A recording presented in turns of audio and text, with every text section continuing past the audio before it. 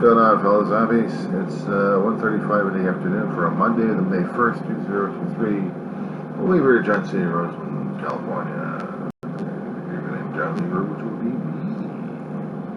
me. Okay, coming across a few articles left and right on the briefing pages, and one of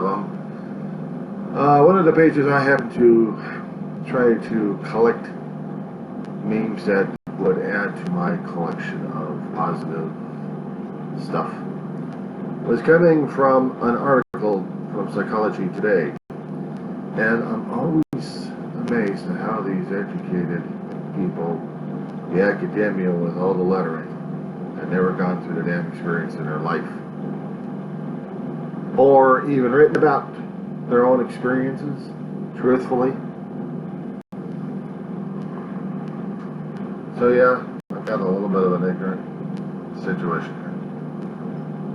And even I can be educated on what the academia is going through. Some of the stuff that they try to write is almost okay. I said almost. Not quite truthful. Unless, of course, you can actually tell me that you personally have gone through the experience yourself and came back to the other side. Don't talk to me about death, okay? You can see and you can read people's articles concerning about how they've been going through it, and then you judge it off of that. Unless you personally got through the damn stuff, don't talk to me about it. I'm not just talking about losing somebody that you love. I've been doing that all my damn life. The problem is, I've gone through it already. I'm not profiting off of it either. I'm just talking to people about my own negative experience. And this still scares the hell out of me.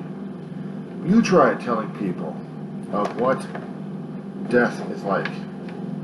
Sometimes it's so indescribable. It's not even funny. At least not for me anyway. For your kid going through the damn thing, and I'm supposed to be normal afterwards. Yeah, I'm saying God bless him instead of saying the other one there because it's much more better that way in the first place. So it scares me. It scares me to think that people just don't understand this.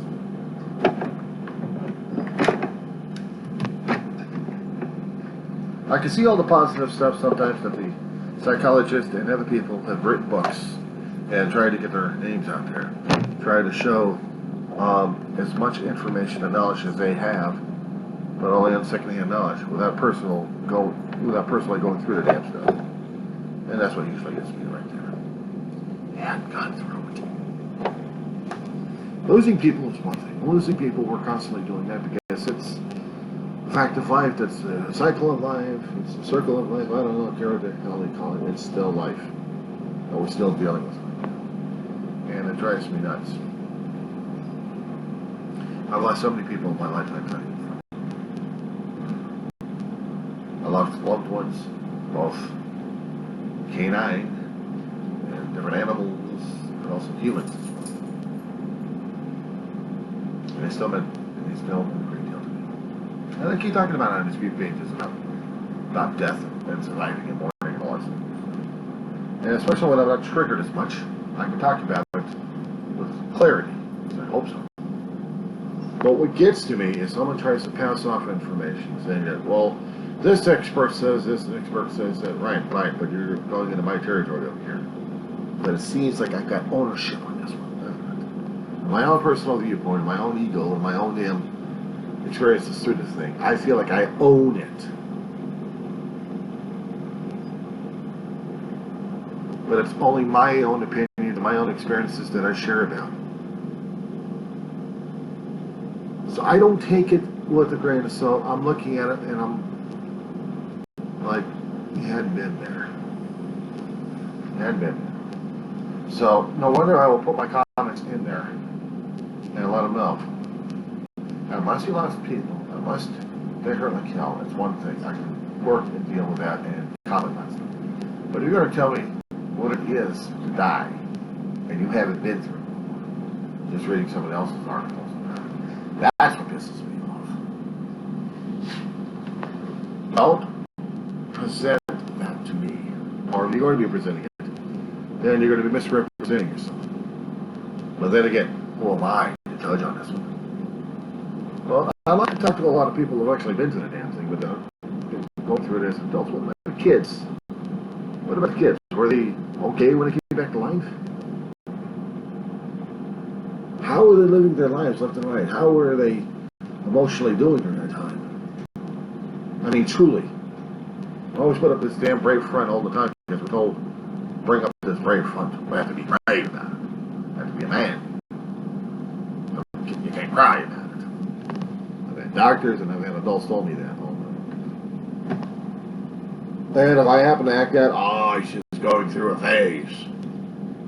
Look at my chest, my scar in the chest still there. I'm like, yeah, just a phase. Yeah, okay, sure. Talk to the hand.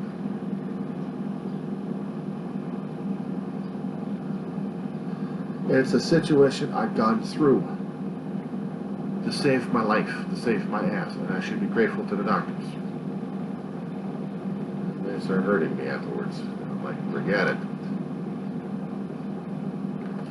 Somebody upstairs didn't want me to go because I had to grow.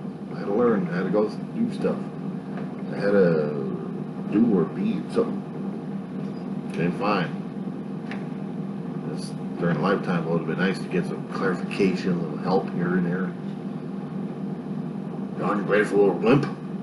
Well, you're the one who sent me down here in the first place, Pop. 4 years old, help get this chest of mine fixed, which I was born with in the first place. So I'm supposed to be a perfect kid with a holy heart. Now it seems like I'm blaming God on this one here. God had a plan. Not going to tell me about it, but I just have to go through the damn stuff. That's all. Well, what drives me crazy is I have to be brave about everything. Show how brave I am. Brave for what? Living? Surviving? Emotional trauma? Left and right? Can't figure shit out left and right? People will jump and blame on me. And I'm supposed to handle it because I'm somebody that they want me to be. I didn't even know what the hell I was trying to be when I was a kid. But they all want me to perform. So I perform. What the hell happened afterwards? Well, screwed up another duel.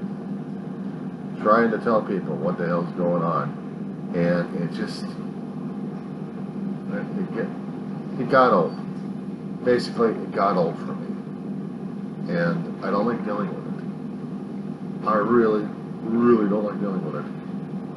Because now, I gotta deal with it. I gotta look at myself in the mirror sometimes. And either be grateful for it, or else I'm a real spoiled brat. So let's get it out in the open. At times I feel like I am a spoiled damn brat. Let's get it out in truthful at this point over here. Because I hadn't shown enough gratitude to the universe or to God or anything else for that matter. My own arrogance, my own ego get the best of me. It will get the best of me. And I'm freaking out. And I will blame. And I will point the finger. But I always keep forgetting. Every time I keep pointing a finger, where the hell is the rest of the fingers being pointed at? So is that being held accountable, transparent, and responsible for the situation? No, because that's what I do. And I say, no, it's your fault. Because now I'm getting into the blame game at this point over here.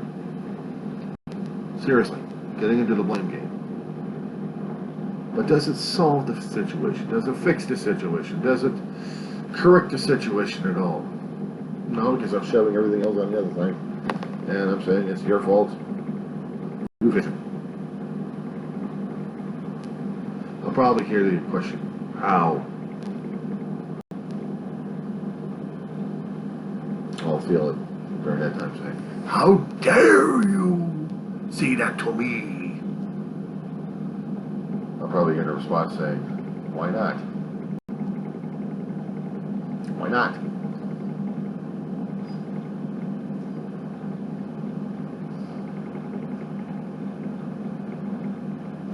Every time I keep running into these psychology reports out there. I mean, I should save the page. Saved it on a PDF so I can read it later.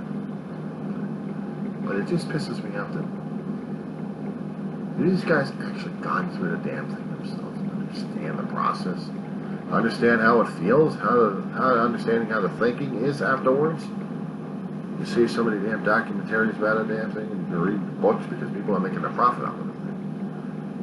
And me, I haven't, and I'm not going to, because I still have to share my experience, strengths, and hope, because it's my therapy, my own personal therapy. I'm getting it on recording. Because if I don't, I'll be going mad.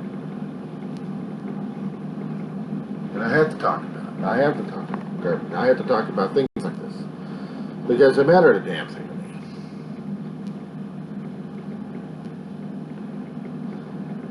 Doesn't mean I'm an expert, except in my own life. My own experiences make me an expert in my own life on how I got through things. And trying to get through things. And trying to understand how people are trying to get through their things without doing the judgmental pointing finger at them. Somebody's going to tell me how to live life at this point over here. Turn it over, let it go. Okay, fine. Then what? Throws them off. I turn it over, let it go, then what? You tell me what? You got a plan for this damn thing? You got a bullet point on this essay of yours? You have a chart or something?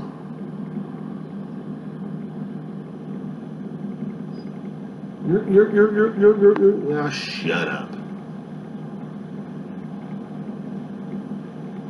I feel what I'm going through. I react to what I'm going through. I deal with what I'm going through. But here's the thing. Me going after people left and right it never helps.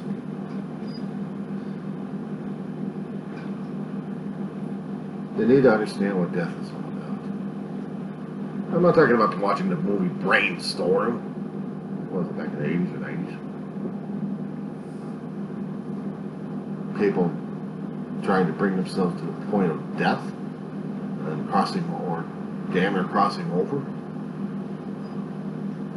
There have been movies about that in the 80s and 90s talking about that shit. Hell, there have been, what was it, back in the 2000s, someone who crossed over, came back, changed person, and trying to talk to other people about it. Small conventions, not because he's promoting his book. They want to share their experience. They want to share it so damn badly, but they're making a profit out of the damn thing, one way or another. No, I'm not doing that shit. I'm not a fucking guru, another followers or cult status at this point. I'm just telling my story. It wasn't easy for a 4-year-old to go through a heart surgery. It wasn't easy for a 4-year-old trying to struggle for breath like crazy on some occasions, coughing his lungs up, literally. It wasn't easy living through a damn tent, an oxygen tent, surrounding my bed or surrounding my own area, without getting oxygen forced into it. Plastic bag, clear plastic. Like Paul thing. It was scary as hell. I went to bed sometimes.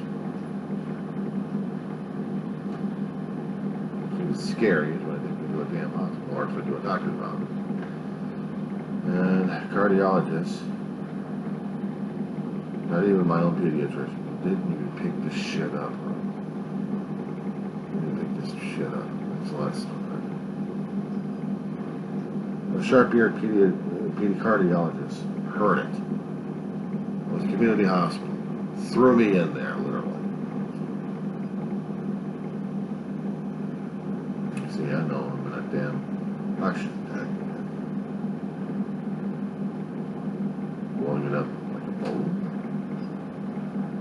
Stabilizing my body enough to where they get transport. I don't even remember this particular portion of it. Apparently somehow I got over to Cedars of Lebanon, which now is unfortunately for decades. Scientology. Pissed me off.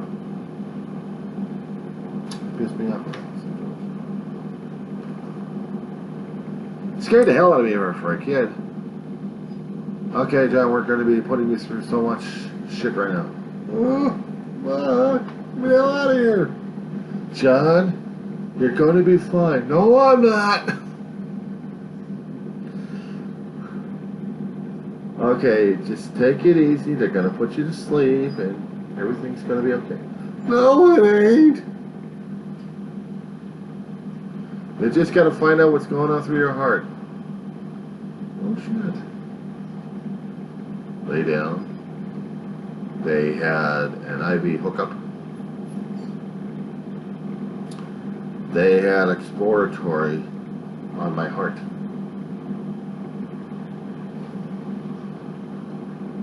The pup died in my veins. Tried to track it on the scope. And it held my arm down with a metal brace. Very scary for a kid. I even still have the scars from it too. I still got a scar on my leg. That's for the IV hookup.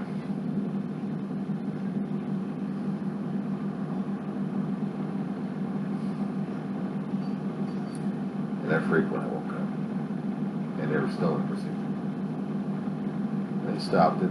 Said I had enough information. And I'm going to schedule in the next day for heart surgery.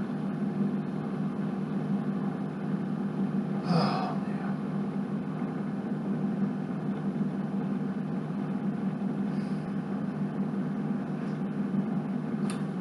I was not prepared for any of it. A 4-year-old, there is no way for a 4-year-old to get prepared for death. Literally. One of the things in life that you're never prepared for it. It just happens. It's supposed to feel natural that your soul pops out of your mortal corpse. And you're freeing and you're feeling around and you're scared shitless. So like, you know. I told I was going back. What was my time? What was your time now?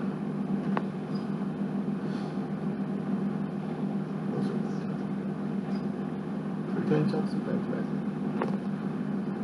Alright, connection fit in the operator, that's for sure. Every time they kept trying to work on a valve that was damaged, I mean, they first patched one up, the other one they sewed up, and the third one they left alone because they were getting sick and tired of shocking my heart back to life again. I think they put me in a lung bypass machine, or a lung bypass machine, just so they could work on I was just. Oh.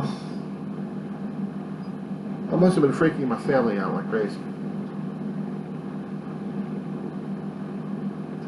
It would have been freaky for me to be outside of my body, going to the room and just seeing how Dave and Mom, how worried they would be, how stressed out they would both be.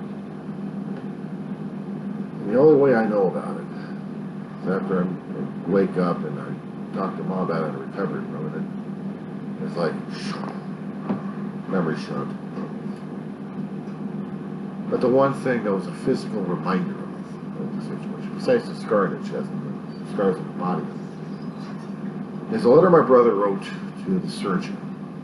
We passed the letter back over to Mom for safekeeping for all these years. Well, after her death, we go through a box of stuff, and then we see the letter. It's still never. It's in my brother's handwriting. Please, doctor, tell him my brother died. Simple. By default, I killed him to get alive. Yes, I should have been grateful during those days. I should have been grateful during that time. I should have been grateful because my brother and my mother did not want to lose me at all.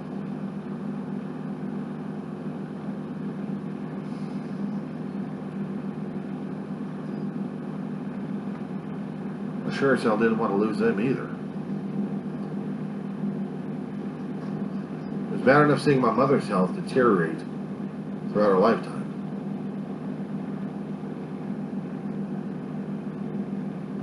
That's the early years of her life. It's gotten a lot worse. 24/7 on oxygen concentrator. Second in the room there, and filtering it out and pumping it through a nasal cannula.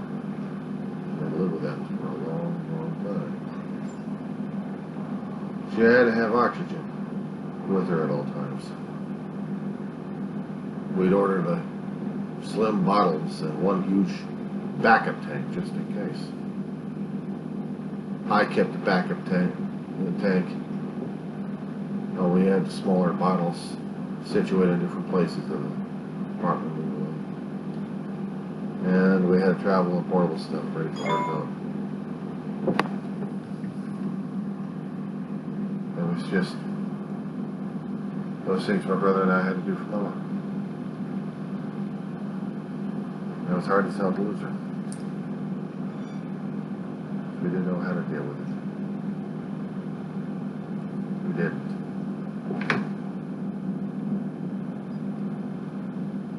We couldn't talk about Mama's death except maybe sometimes in support group meetings. Maybe an individual, but we really couldn't get down into it with each other. We kept the pretense of trying to hold each other up.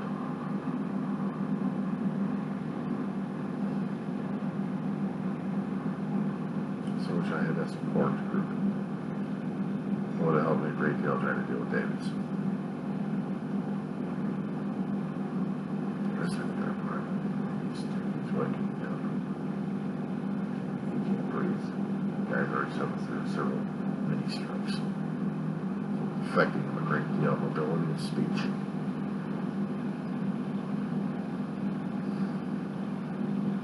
Saying it clarity. God, I need help. Called 911 on my phone as I'm heading towards the kitchen. The office area. My brother's sitting here in this chair. And I'm sitting right next to him, monitoring. Things are moved away, so paramedics can get in here with life support, put him on a damn gurney and get him out of here. Next thing I know, so I'm being called for an emergency room. Actually, for the waiting room of the hospital. In the emergency room, he's already gone.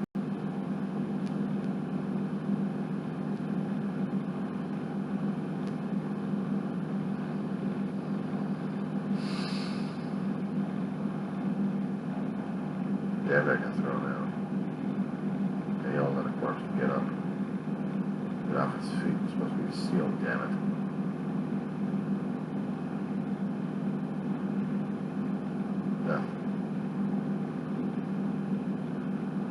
No ghostly images, no feelings around, no cold shivers.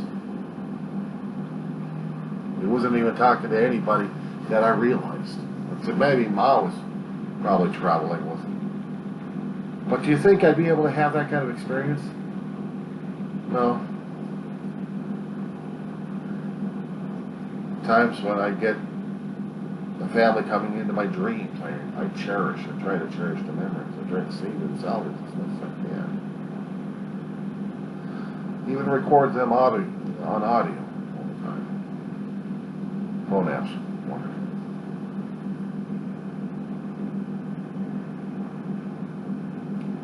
So how would I tell the psychology community out there what the hell death is supposed to be unless we're going through damn shit? I'm not just talking about losing people. We all lose people. That's one aspect. Until you've already gone through the damn thing, being back, screwed up, talk to me about it. It doesn't make me an expert or guru. Talking to everybody else. I think I know better. No. Just don't tell me that I should know.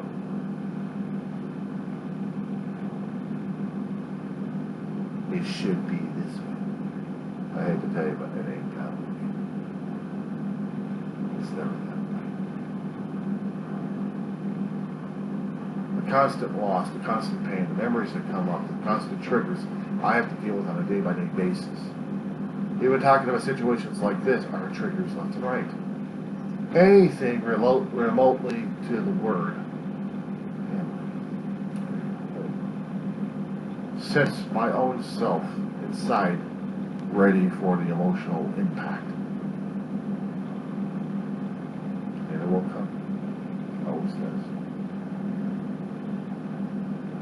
I could hear and I could read people trying to tell me to let it go. Let go of my memories. I lose them. I'm not losing them. So yeah, I'll deal with it. It makes me a hard-edged son of a bitch, then I'm a hard-edged son of a bitch. At least I give a damn. You can't tell me that. You can try. I'll be pop you upside the head on scratching that. Scratch. The anger comes out, the frustration. The deniability. I can't deny. Because it's a constant over here with Ashes. I can't deny because I deal with a household of memories, tchotchkes, old furniture, of existence.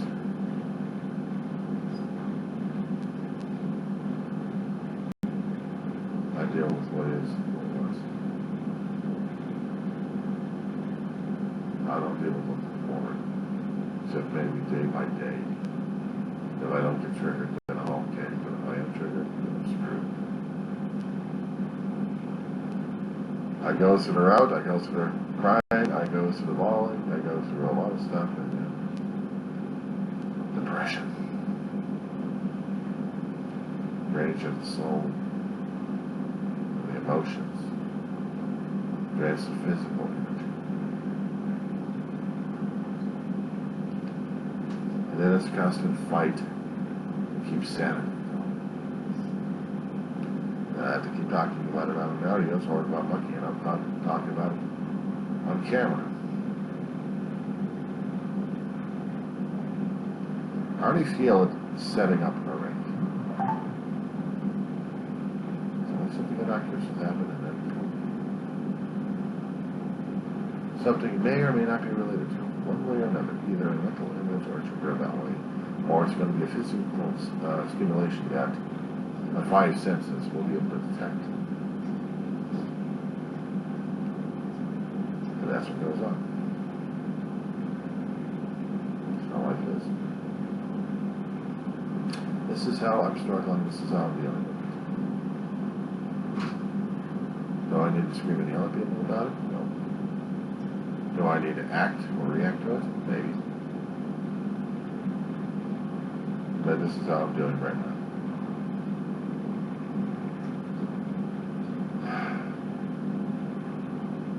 Besides dealing with the bug war regarding cockroaches, now that dealing with damn flies. It seems there's zombies out there emotionally screwed up and sleep deprived. That purchases are necessary. And I have the absolute need of getting fly strips for this damn place. I'm getting pissed off about these fuckers, that's for sure. Alright. I'll bet you guys later.